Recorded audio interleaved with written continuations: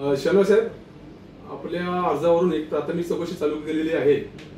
त्यामध्ये माहिती अधिकारामध्ये आपल्याला आदेश झालेले आहेत, आम्हाला आदेश झालेले आहेत। आम्ही चौकशी करतात त्याच्या प्रकरणामध्ये। तर त्याच्यामध्ये असे आदेश झाले की आपल्याला हे जे काय आमच्याकडे प्राथमिक चौकशीमध्ये जो तपास केलेला जो आहे त्याचं इन्स्पेक्शन करायचे आपल्याला पाहण्यासाठी आदेश झालेले आहेत। तर हे 2 फायली आहेत, आपण इन्स्पेक्शन करू शकता त्यामध्ये। सर, त्या मला जे इन्स्पेक्शन पाहिजे ते हे होतं की तुमची जे 27 महिने ही मॅटर्स तुमच्याकडे पेंडिंग आहे आणि इन्क्वायरी तुम्ही केली ते कुठल्या CRPC सेक्शन खाली आहे आणि त्यानंतर तुम्ही होम डिपार्टमेंटला जे माझी कंप्लेंट फॉरवर्ड केलेली आहे ते कुठल्या सेक्शन खाली आहे, मला त्यापुरतंच इन्स्पेक्शन पाहिजे। तुम्ही बघतो ह्याच्यामध्ये नसणार हे मला 100% माहिती आहे, पण मी बघतो आणि नसेल तर तुम्हाला त्यात कुठे सापडलं तर मला दाखवावं हे तुम्हाला विनंती करेन।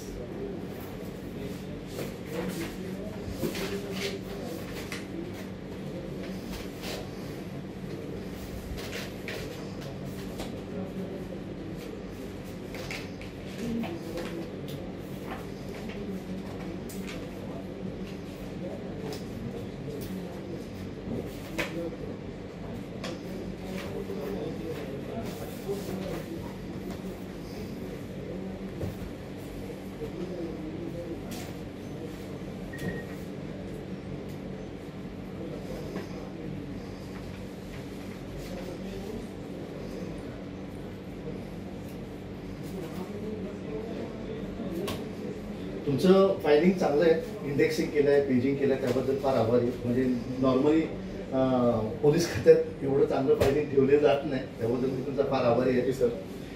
पण याच्यात कुठेही मला जे पाहिजे ते मिळालेलं नाही आहे। मी सांगू इच्छितो की हे 3 लाख कोटीचं म्हाडाच्या विरुद्ध फ्रॉड आहे आणि याच्यात मोठे मोठे अधिकारी अडकलेले आहेत।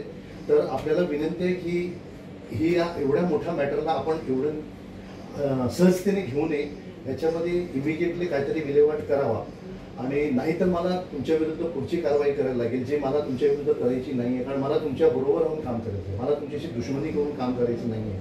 परंतु जर मला गत्यंतरच नसेल आणि तुम्ही असे जर पेंडिंग ठेवत असाल तर मग मला तुमच्या विरुद्ध गेल्याशिवाय पर्याय राहणार नाही। परंतु मी विनंती करतोय की मला तुमच्या विरुद्ध जाऊ देऊ नका आणि आपण एकत्र येऊन आपण आमचं कॉमन दुश्मन कोण आहे? करप्ट लोक। माझं तुमचं काय पर्सनल दुश्मनी नाहीच आहे, आपलं कॉमन दुश्मन म्हाडातनी जे करप्ट कामं केले ते। तर आपण एकत्र येऊन ह्या लोकांना एक धडा शिकूया आणि या महाराष्ट्राला 3 लाख कोटीला आपण आणखी रिच म्हणजे हे करू। 9 लाख कोटी 9.3 लाख करोड्स आहेत, त्यातले 3 लाख कोटी आपण त्यांना दिलं तर कमीत कमी महाराष्ट्राचं कुठेतरी भवितव्य चांगलं होईल। यासाठी आपल्याला मी नम्र विनंती करू शकतो। मी पण तुम्हाला एक आश्वासन देतो त्याच्यामध्ये की मी तुमचं जे प्रकरण जे आहे अत्यंत गांभीर्याने घेतलेलं आहे आणि लवकरात लवकर आम्ही याच्यामध्ये लवकर योग्य तो कायदेशीर निर्णय नक्कीच घेऊ। थँक्यू। हे साहेब ACP साहेब जाधव साहेब आणि मिस्टर प्रकाश बागल आणि PI शालिग्राम यांच्या सहकार्याबद्दल मी यांचा फार आभारी आहे आणि पुढच्या काही काळात आपण FIR रजिस्टर करून ह्या महाराष्ट्राला चांगलं करू याची थँक्यू सर। थँक्यू।